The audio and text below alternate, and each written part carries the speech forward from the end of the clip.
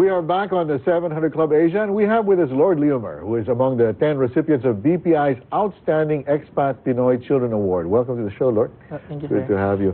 Pakikwento naman sa amin kung ano yung BPI Expat Pinoy Children Award. So recently, the Bank of the Philippine Islands awarded 10 outstanding expat Pinoy children all over the country. And we had 4 categories.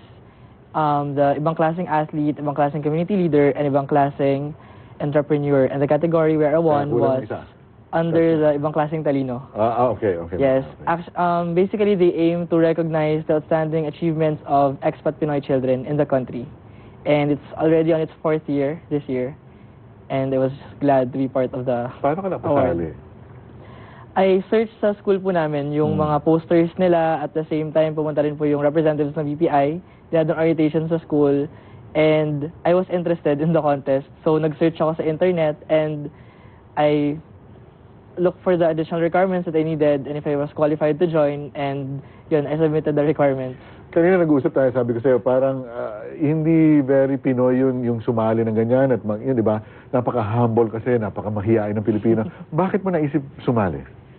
Kasi po, ako po yung klase ng tao na... Saan kumuha ng tapang?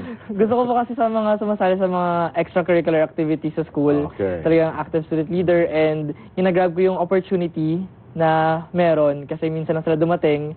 And since nakita ko to, bago siya sa akin, so hindi ko talaga siya alam, yung kasi narinig. And interested ako sumali, tsaka maganda kasi yung award na hindi lang din ako yung parang na-award nila, kundi pati yung daddy ko na rin na OFW. So talagang maganda yung award and I think that it would be great to join.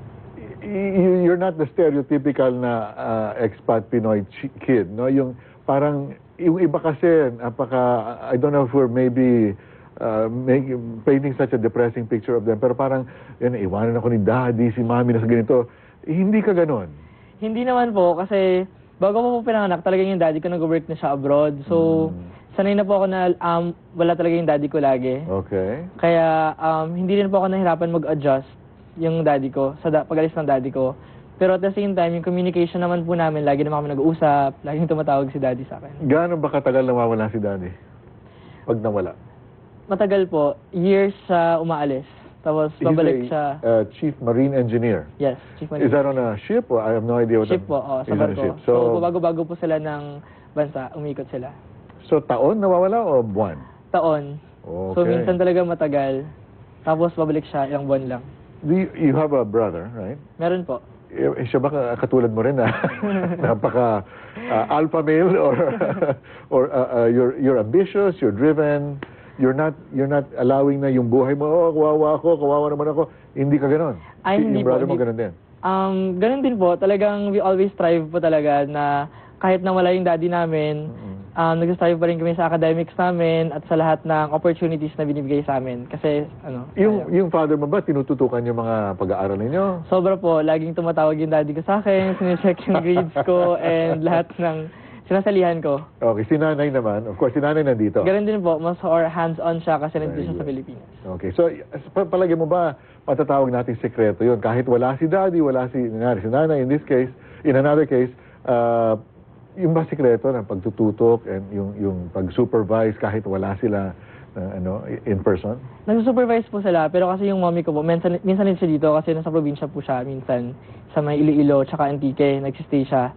Tapos talagang independent ako dito sa Manila, so mag-isa lang po ako. And at the same time, sinusupervise po nila ako, pero minsan, more of the time pa rin na ako yung nagde-decide sa sarili ko. And I think yun talaga nakatulong kasi it taught me to be independent, yung lahat, ako yung nag-aayos sa akin, sa bahay, sa condo. So, I think yun talaga nakatulong. Meron kang kilalang ibang mga bata na expat Pinoy kids also. How would you compare yourself sa kanila?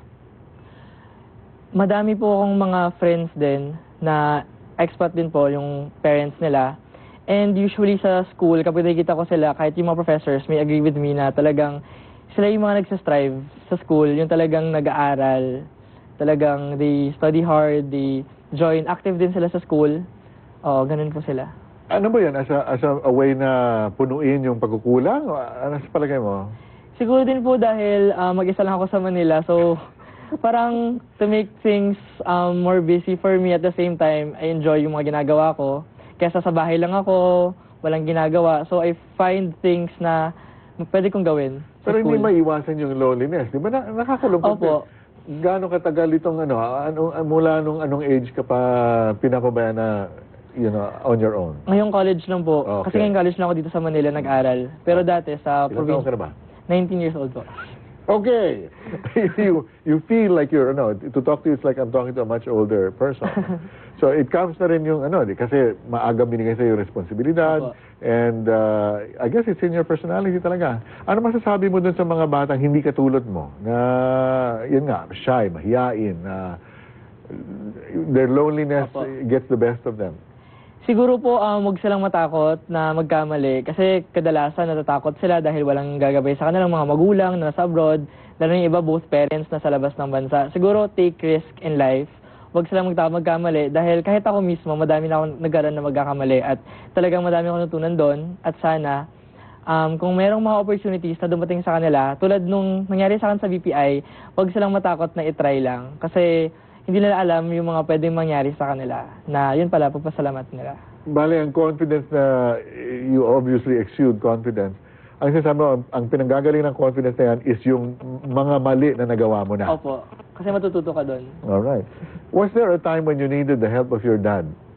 Daddy, kailangan ko ng tulong mo pero wala ka rito.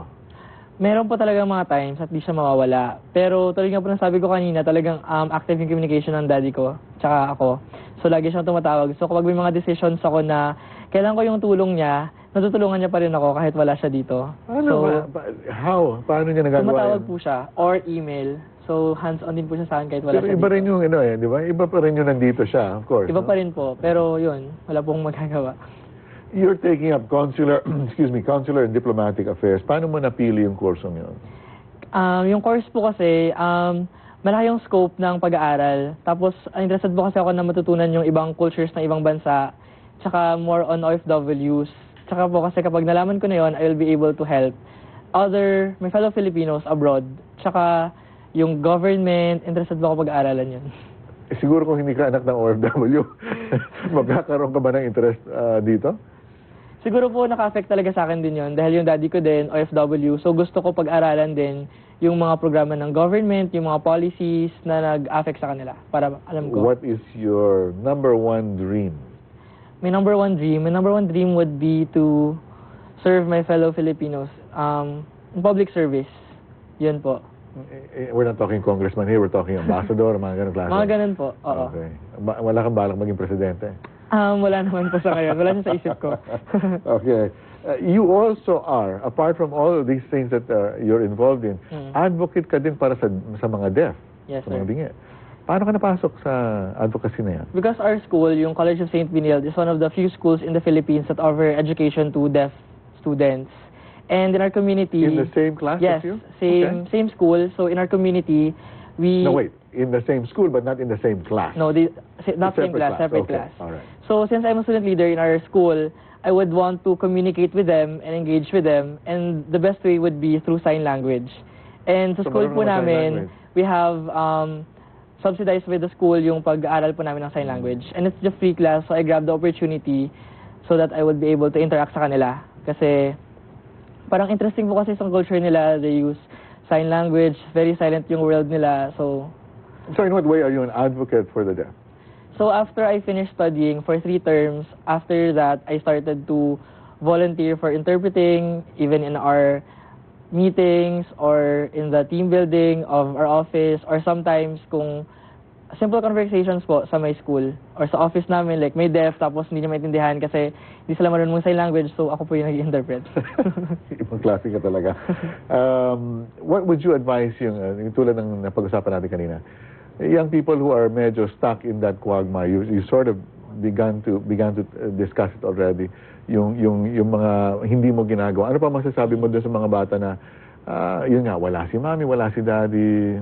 Is there any other tip that you can have? Siguro po yung best tip is they have to enjoy life. Kasi kahit na wala yung parents nila, they should still find other ways kung saan sila pwedeng maging masaya sa friends nila, to activities that they can join. Kasi madami na ma-offer yung life. Kailangan mo lang talaga siya malaman. Tapos they should find their passion and then focus on their passion for it to be developed. Tapos para alam na rin nila kung saan sila mag-focus. Is there any other tip you have regarding yung paano mo nahanap yung passion mo?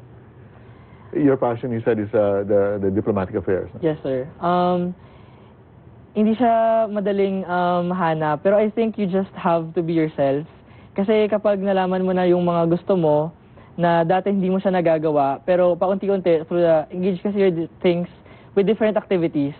Tapos sa mga activities na to, you see on where you excel best, tsaka kung saan ka talaga masaya, tsaka nag-enjoy ka gawin. Kasi kapag na-experience mo na iba't ibang bagay, doon mo malalaman na dito pala gusto ko, ito yung mas mag-excel ako. So kung ang pinasukan nilang kurso, hindi sila nag-enjoy, that means it's not where they should be. They have to find something that they enjoy doing. Like Yes. you enjoy Yes. diplomatic affairs.